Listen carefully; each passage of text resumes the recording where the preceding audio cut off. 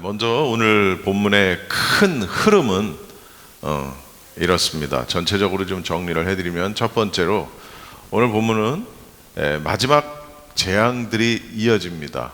8, 9, 10, 이 마지막 재앙, 메뚜기 재앙, 흑암 재앙, 그리고 마지막으로 장자의 죽음이 이제 선포가 됩니다. 이 재앙들은 어떤 단순한 심판이 아니라 애굽의 권세와 신들을 하나님께서 꺾으시고 여호와만이 참 하나님이시다라는 것을 드러내는 그런 사건들일 것입니다. 그리고 두 번째로 이제 유월절이 제정이 됩니다. 이스라엘은 어린 양을 준비를 하고 그 피를 문설주와 임방에 바르게 되지요. 그 피가 있는 집은 죽음의 심판이 넘어가게 되는 것이죠. 그래서 이걸 유월절 이렇게 얘기를 합니다.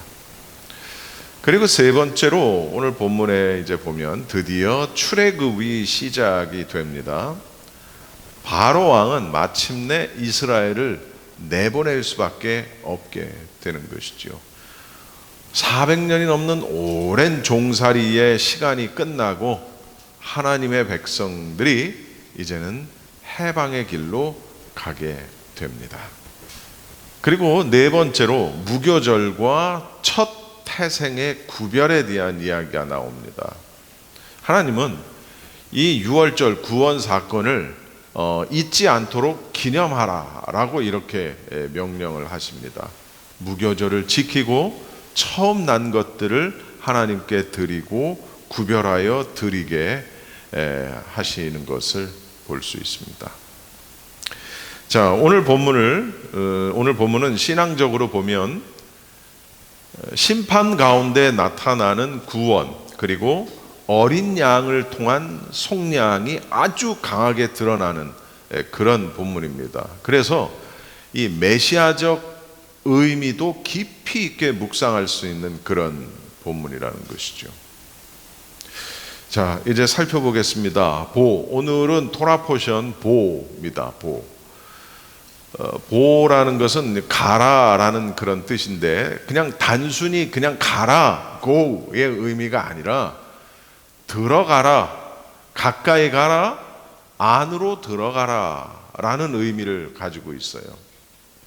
우리가 1절에 보면 주님께서 모세에게 말씀을 하십니다. 너는 바로에게 가거라, 이렇게 번역이 되어 있어요. 근데 우리 개역개정에는요, 여호와께서 모세에게 이르시되 바로에게로 들어가라, 이렇게 번역이 되어 있어요. 세모적에는 가라, 가거라, 개역개정에는 들어가라, 이렇게 번역이 되어 있어요. 그러니까 우리가 보는 성경 이 세 번역에서는 너는 바로에게 가라라고 번역이 됐는데, 이 가라라는 이 부분이 개역개정에서는 들어가라라는 걸로 번역이 되어 있다는 거예요. 들어가라라는 번역이 훨씬 더 이 원어에 가까운 그런 해석이라는 것입니다. 자, 그렇다면 이 보가 가지고 있는 영적인 의미가 무엇이냐라는 걸 살펴보겠습니다. 이것은 들어가는 그 자리에 하나님이 이미 그 자리에 계신다라는 그런 의미입니다. 그냥 가라가 아니라 들어가라라는 것은 하나님이 먼저 그곳, 즉 바로의 자리에 가 계신다라는 뜻이라는 거예요. 그러니까 모세가 혼자 가는 것이 아니라 하나님께서 이미 그 모세가 갈 그 상황 가운데 이미 하나님이 거기 계시다는 거예요. 이것은 두려움의 자리로 동행해서 들어가라라는 명령입니다. 우리가 아시다시피 바로 왕은 그 당시 최고 절대 권력자죠. 하나님께서는 모세에게 피하라, 도망가라 하지 않으시고, 또 싸우라 라고만 하지도 않으시고, 뭐라고 말씀하시냐면 그 안으로 들어가라, 이렇게 말씀을 하시는 거예요. 이것은 어떤 믿음의 도망이 아니라 하나님과 함께 그 두려움 속으로 들어가는 것을 이야기합니다. 이러한 것을 아주 정말 잘 나타내주는 본문이 있죠. 바로 다니엘과 세 친구 이야기에 보면 이들은 사자굴에도 들어갑니다. 그죠? 그리고 이들은 풀무불 속에도 들어갑니다. 사자굴 속에 들어가서 살아남을 사람이 있을까요? 절대로 없죠.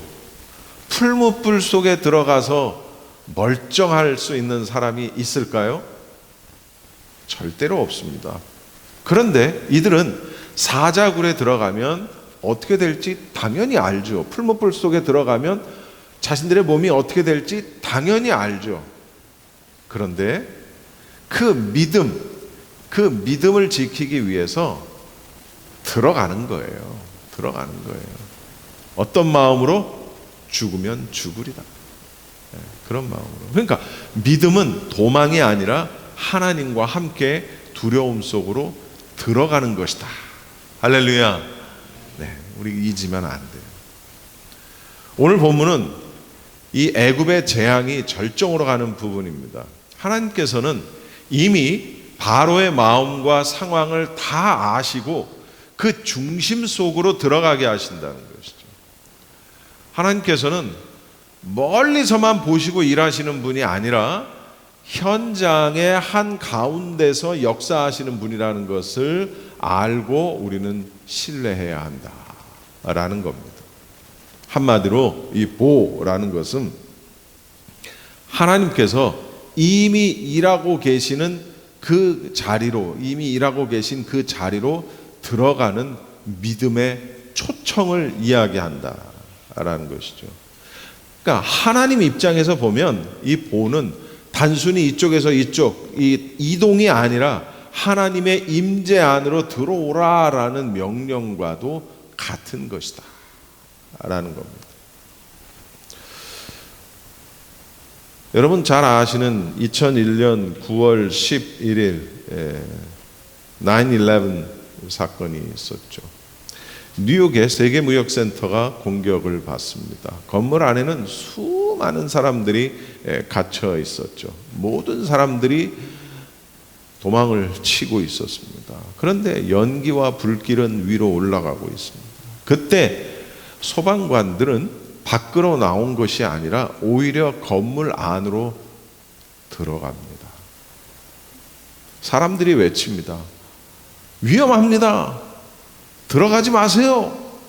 사람들이 말합니다. 그러나 소방관들은 계단을 따라서 그 위층으로 들어가는 거예요. 왜냐하면 그 안에 아직 사람들이 있기 때문이라는 것이죠. 갇혀 있는 사람들은 아래에서 들어오는 소방관을 보고 희망을 가져요. 그리고 마침내 그들은 소방관들을 따라서 밖으로 내려올 수 있었다라는 겁니다. 내게 있는 곳으로 들어오라. 여러분, 믿음이라는 것은 문제를 피하는 것이 아니라는 것입니다. 하나님과 함께 그 문제의 한 가운데로 들어가는 것이다라는 것이죠. 믿음이라는 것은. 그리고 우리는 그러한 이 믿음의 초청에 어떻게 대답해야 할 것인가를 생각해야 한다는 것이죠. 이것이 바로 보호가 갖는 영적 의미가 되겠습니다.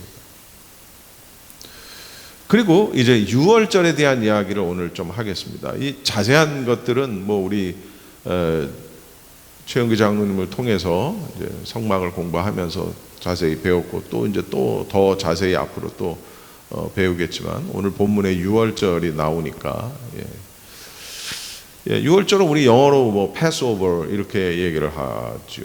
또 히브리어는 페삭라고도 얘기를 합니다. 이것은 지나가다 혹은 넘어가다 혹은 건너뛰다라는 그런 뜻을 가지고 있습니다. 하나님의 심판이 지나가다 건너뛰다 라는 그런 의미죠. 잘 아는 대로 하나님께서 애굽에 10가지의 재앙을 내리시는데 마지막 10번째 재앙이 뭐냐? 그 재앙은 애굽의 모든 장자들이 죽는 그런 심판입니다. 이전 심판과는 차원이 다른 그런 이야기죠. 그런데 하나님께서 이스라엘 백성들에게 명령을 하십니다. 1년 된 수컷으로 흠없는 어린 양을 준비하라. 이렇게 명령을 하세요. 어린 양을 잡아서 그 피를 문 설주와 좌우 문 설주와 위에 임방에 발라라. 이런 거예요. 그리고 그 고기는 불에 구워 먹어라. 빨리 구워 먹어라. 이렇게 말씀을 하시는 것이죠. 자, 시키는 대로 어린 양을 잡아서 문설주와 임방에 피를 바른 집은 죽음의 신이 그 집을 타고 넘어가요. 사람은 물론 가축도 죽지 않고 보호를 받습니다. 여러분, 몇 가지 의미를 좀 살펴보겠습니다. 피가 생명을 구한다라는 것이죠. 집 문에 피가 있으면 하나님의 심판이 그 집을 지나갔다라는 그런 얘기입니다. 여기서 아주 중요한 게 있어요. 뭐냐면 하나님께서는 집 안에 있는 사람들을 보지 않으셨다는 거예요. 집 안에 누가 있나 보지 않으셨다는 거예요. 집 안에 착한 사람이 있는지 나쁜 사람이 있는지 이걸 파악하지 않으셨다는 거예요. 오직 뭐만 보셨어요? 문설주와 임방에 피가 발라져 있느냐 이것만 보셨다고요. 착하든 악하든 돈이 많든 없든 남자든 여자든 어른이든 노인이든 이런 거 아무것도 구별하지 않으셨고 오직 하나 피가 그곳에 있느냐라는 것만 보셨다는 거예요.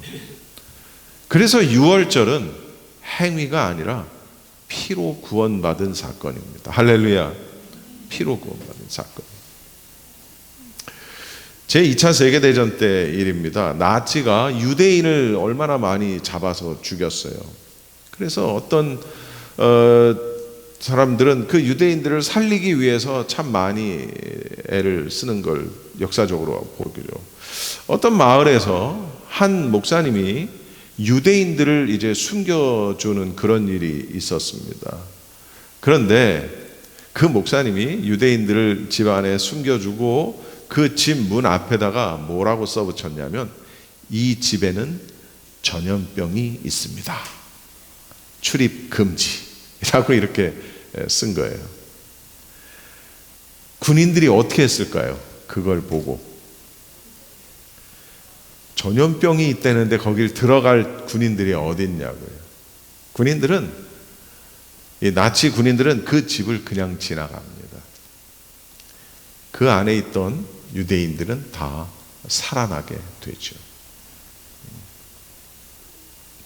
문에 있는 표시 하나가 그 안에 있던 모든 유대인들을 살린 겁니다. 유월절을 떠올리는 그런 사건입니다. 여러분, 문에 있는 표시가 죽음을 넘어가게 했다라는 겁니다.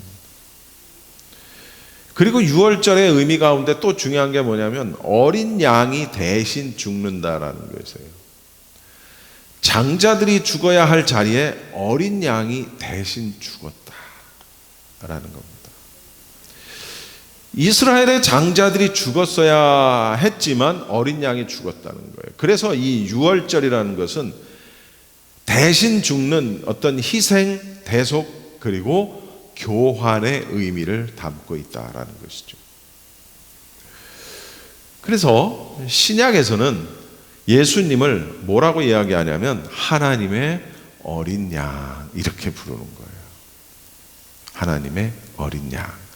예수님께서 대신 죽으심으로 우리가 사는 것이다라는 것이죠. 이걸 영적으로 보면 우리가 죄 때문에 죽어야 하는 게 당연한 건데 어때요?